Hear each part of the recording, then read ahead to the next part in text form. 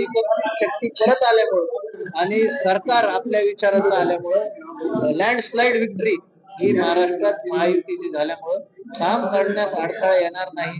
सोबत राहणारे लोक हे पण कमी नव्हते. आम्ही कमी वेळेत जरी निवडणूक लढलो तरी 96.5 हजार मतदान हे आम्ही मागच्या वर्षभराच्या काम घेतलेलं आहे. त्यामुळे या मतदारांची जबाबदारी घेऊन या सरकारच्या माध्यमातून 5 वर्षात जास्तीत जास्त कामं त्यांची करून घेणं हे माझ्यासाठी या ठिकाणी आव्हान राहणार आहे. ते पेलवायचं.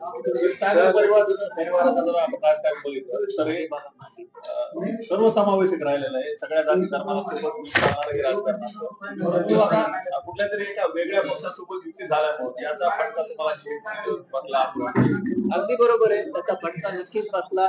बीड हे ज्वलंत जिल्हा म्हणून ओळखला जातो महाराष्ट्रामध्ये आणि हा सेन्सिटिव्ह जिल्हा आहे. आपण जर पाहिलं तर मागच्या काळात जाळपोळ आणि विविध घटना या जिल्ह्यात सगळ्यात जास्त झाल्या. मला वाटतं त्यामुळं जातीय आणि धार्मिक ध्रुवीकरण जास्त मोठ्या प्रमाणात या ठिकाणी निवडणूक लोकसभेची जर आपण बघितलं तर 63,000 हा मतदारसंघ मायनस होता. ते मायनस तर आम्ही 63 मायनस तर 5 मायनस पर्यंत आणलेला आहे. येणाऱ्या काळात ते मायनसचं प्लस मध्ये रूपांतर होईल. हे ध्रुवीकरण फार काळ टिकत नसतं. लोकांचे मन जुळवण्याचा आम्ही प्रयत्न केला. त्याच्यात बऱ्याच अंशी आम्हाला सक्सेस भेटलेला आहे हे सुद्धा आपण लक्षात घ्या. आणि इथून पुढच्या काळात हे लोक जुळवणं आणि मायनस प्लस करणं हे आम्हाला नक्कीच सोपं जाणार आहे. सरकारच्या चांगल्या रीतीने सरकार या ठिकाणी स्थापन म्हणजे बीडचे MIDC साठी सरकार प्रस्ताव वगैरे देणार आहे. हो, इथं औद्योगिकरण वाढावं, नोकऱ्या लागाव्या, स्थलांतर थांबावं यासाठी आमच्या डोक्यात प्लॅनिंग आधीपासून होतं आहे. आणि ते करण्यासाठी एक्झिक्यूट करण्यासाठी जरी मी असेंब्लीचा मेंबर नसतो तरी सुद्धा या महायुतीचा एक घटक आणि अगदी माझे चांगले संबंध महायुतीचे आपल्या सर्व नेते जिल्ह्यातले आणि महाराष्ट्रातले असल्यामुळे मी नक्कीच त्या ठिकाणी माझ्यासोबत अण्णांचं पाठबळ असल्यामुळे अण्णांच्या मार्गदर्शनाखाली चांगलं काम आपल्याला 5 वर्षांत करून दाखवलं. Dr. Saab, as we have seen Dr. Tariq also participating in the election campaign actively for you. So can we see her contesting the next upcoming elections? See, we really don't know what happens. What will be the whole process of next election? When are the elections going to take place? Which elections are we will be going to contest? As a family, I don't know. We have a big family and we have united all the family in the recently held assembly elections. See, Dr. Sarika has been an integral part of my whole campaign. She has handled, we both have handled it together. So now we, as per your knowledge and everyone's knowledge, we have the support of whole family, party and also Mahayuti. So every election is not my family game. It will be considered as Mahayuti, and how the Mahayuti leaders want us to contest elections or want us to place some other candidates into elections, it will be discussed in that period and those election processes.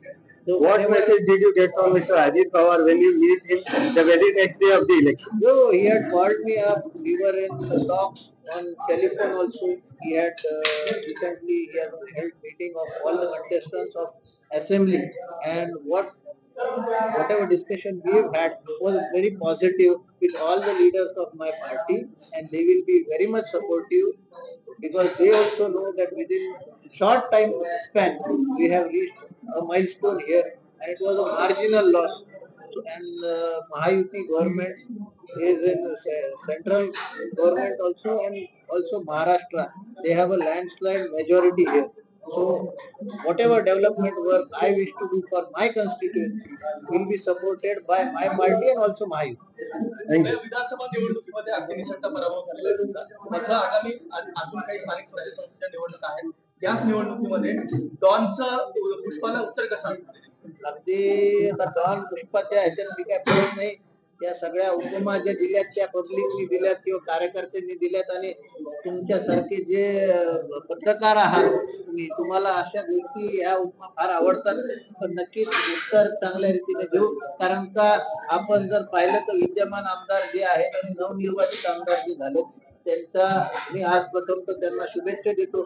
मागच्या 5 वर्षात त्यांनी झोपून राहिले, तसं पुढच्या 5 वर्षात त्यांनी झोपून जावं नाही आणि त्यांची झोप उडवण्यासाठी ते जे काय उद्योग करतात त्याच्यावर आळा कसा घालायचा, ते कसं त्यांना त्या सगळ्या ब्लॅकच्या धंद्यात अडकवायचंय आणि ते सगळे आवळे मारायचे त्या ठिकाणी, इथं चाललेला भ्रष्टाचार कसा रोखायचा हे सरकारच्या माध्यमातून नक्की करणार आहे. आणि स्थानिकच्या निवडणुकीत आम्ही चांगले रिझल्ट काढू, त्या नगरपालिकेचे असो, पंचायत समितीचे असो, जिल्हा परिषदेचे असो किंवा विविध सहकारी संस्थांच्या निवडणुका. माझी अशी एक इच्छा आहे मीडिया कर्मचाऱ्यांसाठी की आता नवनिर्वाचित जे आमदार आहेत ते जे विकासावरचे जे प्रश्न आहेत हे त्यांना पण एकदा विचारा. त्यांचं विजन आधी काय होतं, आता काय राहणार आहे, पुढे त्यांच्याकडून मिळणार तर कधी काही आहे का, हे प्रश्न आपल्या मीडिया कर्मीकडून आमदारांकडे घात जावेत. आणि माझा पण त्यांना हाच संदेश आहे की 1 लाखाच्या वर मतांनी आज त्यांना निवडून दिलेलं आहे बीडच्या जनतेने आणि त्यांचं हे कर्तव्य आहे त्यांनी यावं मीडिया समोर आणि त्यांचे जे काय मत आहेत, त्यांचे जे विकासाची दृष्टी आहे, विकासाचे त्यांचे जे प्लॅन्स आहेत ते मीडिया समोर येऊन त्यांनी बोलावं. कारण प्रत्येक वेळेस विकास हा मुद्दा आला की आम्ही समोर येतो. आम्हाला तेवढा कॉन्फिडन्स कशामुळे आहे, कारण आम्ही विकास कामं केलेली आहेत, त्यामुळे आम्ही एवढा कॉन्फिडन्सने तुमच्या समोर येतो, बोलतो. परंतु आदरणीय आमदार साहेब मात्र एकदाही तुम्हाला फेस का नाही करत.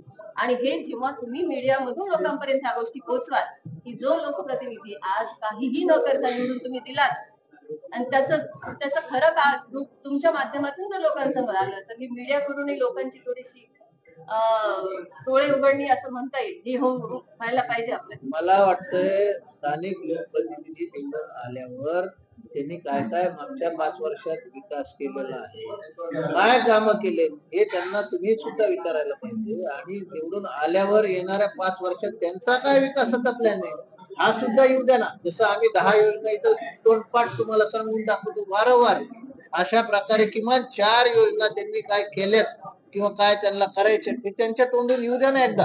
का त्यांनी काहीच करायचं नाही आणि विकासाची सगळी जिम्मेदारी मी माझ्यावर घ्यायची, हा प्रश्न जनतेला सुद्धा पडलाय, मला सुद्धा पडलाय. तर त्यांच्याकडनं त्यात काय होणार आहे हे मला सुद्धा कळायला पाहिजे. त्यांच्या माध्यमातून हे आमच्यापर्यंत येऊ द्या की त्यांच्या डोक्यात काय प्लॅन आहे, त्यांनी काय केलंय बीडसाठी किंवा त्यांना काय करायचं हे सुद्धा आम्हाला कळायला पाहिजे. ते चांगलं काम कुठलं घेऊन जात असतील तर त्याला सपोर्टिव्ह भूमिका ही माझी राहील, ही मी जाहीर केलं.